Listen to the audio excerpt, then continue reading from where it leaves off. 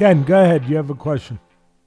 Yeah, I wanted to ask you, after the first round, you won the first round 10-8 on two of the three judges' scorecards. So, prior to him injuring his leg, it looked to me like one-way traffic all night. He had a few moments in the first 2 minutes, but I'd say the last 2.5, 3 minutes was just a one-way beatdown.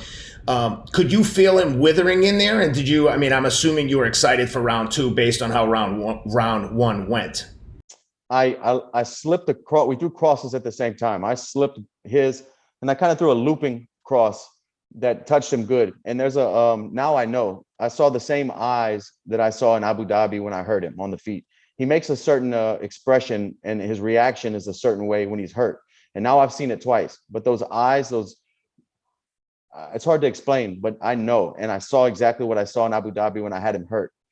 So he was hurt before the grappling and him clinching and the takedown and all that. He was hurt on the feet. And I really feel like if he wouldn't have engaged in the clinch, I think I would have finished him there. I saw the same look in his eyes, and I knew I was a punch or two away from sitting him down. How surprised were you when the fight ended and they waved it off and he was still on the floor with his leg bent in half, in an area where it's not supposed to be broke, still talking crazy, and that he wasn't? It gave you an opportunity to look like an even bigger person again by saying you hope he gets home to his beautiful family while he's threatening death on you and your wife. Like, how surprised were you with the antics after the fight was over?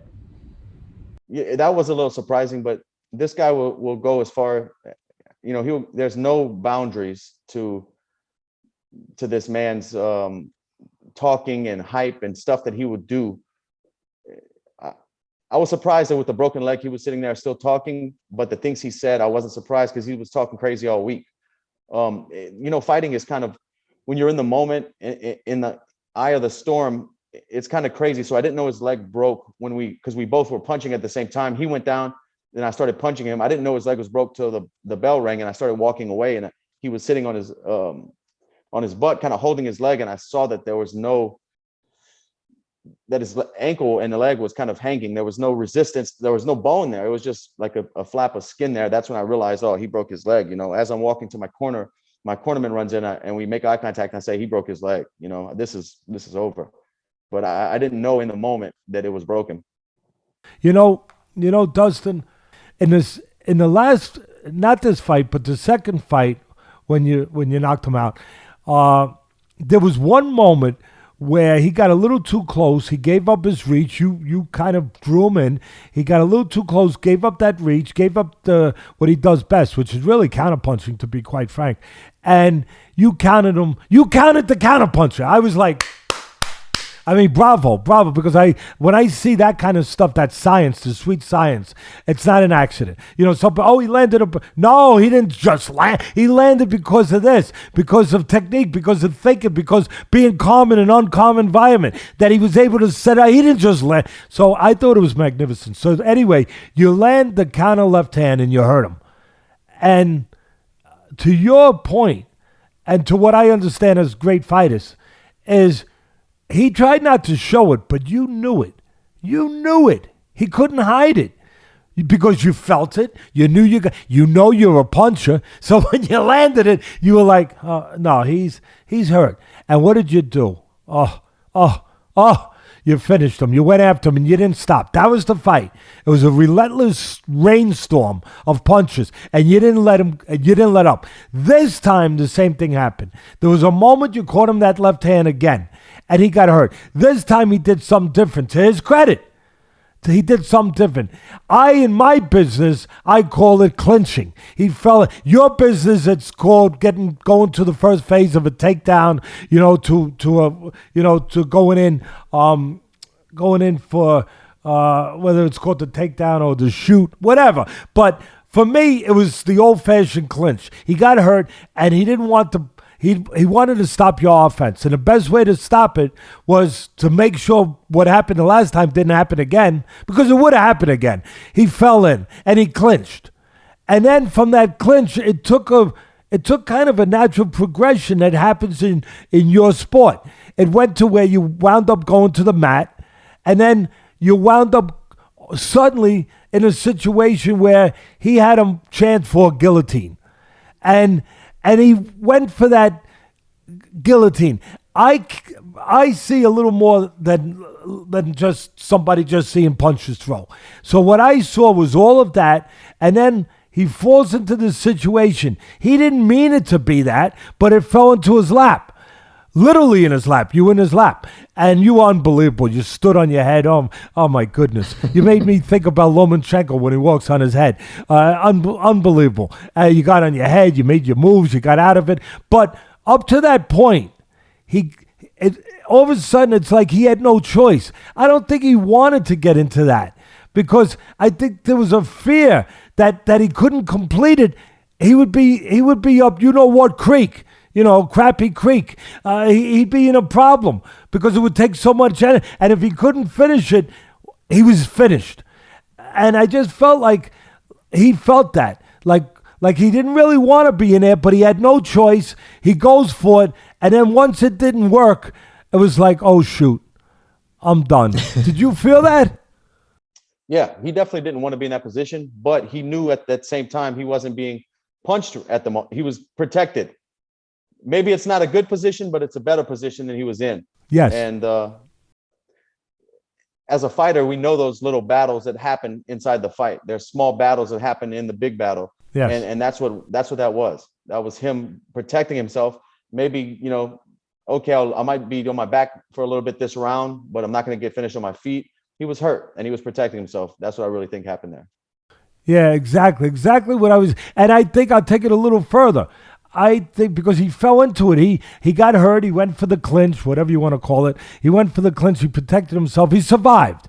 He had to survive. And then all of a sudden he winds up on the mat because you guys wind up on the mat. We don't in boxing. We don't. You don't want to. If you're there, it's bad. Oh no! Boxers don't want to wind up on the mat. No, that's for a lot of reasons. One, if they had someone like you in there with them, they sure as hell wouldn't. And two, you don't want to be on the mat. You want to be standing on your feet. It's not good being on the mat. People start counting, and that's bad. And all of a sudden, he's on the mat. And like I said, it just happens. Like, okay, I got a shot for the guillotine. And like I said, I really thought that he didn't really fully want to do it. It was like, oh, shoot, what am I going to do? Like you said, it's better than standing up and getting hit. So he went for it, but I just felt like there was a feeling like when he went for it, like, now what? Like, did you know right there the fight was over? I guess that's what I'm getting at. When I postured up and started throwing elbows, I could hear my corner. I think they were saying 1 minute 30 seconds. I don't know if it was right after the takedown or what, but I remember them saying 1 minute 30. And I just knew I needed to keep working. I could see the ref kind of stepping in closer as some of those elbows were landing. But in the back of my head, I was thinking that when he was squeezing the choke, like I know his arms are going to be tired because I felt how hard he was squeezing. And if we're going off of history, he doesn't, as the fight goes on, that counter punching ability is going to be less effective whenever your arms are filled with blood from squeezing. So I knew it was just everything was going in my favor. I felt like I was at the, in the driver's seat. I wanted him to squeeze, him to strain, get blood. Let's get worked up because I have a lot of confidence in my cardio. And I just thought every round from there, oh, my corner's now yelling, there's 30 seconds left or whatever.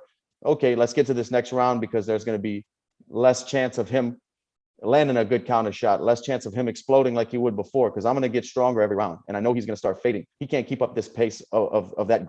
My final thing on this, to bring it full circle, at some point, it either got broke when it got broke or something further broke it or broke it, period. Broke it for the first time to weaken it to the stage where he could throw a punch and then step back and it collapse because that's not normal. That's not normal. So we have to think as thinking people that something weakened it. Something. We're not saying that we know for sure because we don't.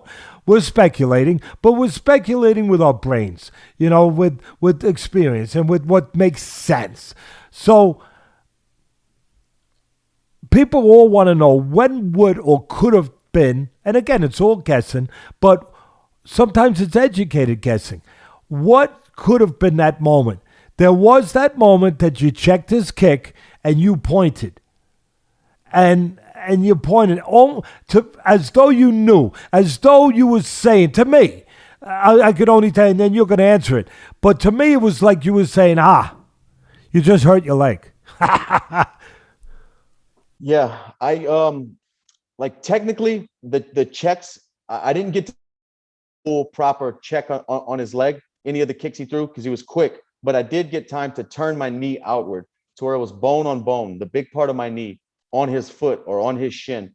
And we made that impact a few times. But at the beginning, there was one where I barely turned my knee out. And it looks bad on me because my whole body, I mean, he's kicking me hard. My whole body's still moving. It's looking like a kick's landing on me, but it's bone on bone and it's getting him worse than it is me.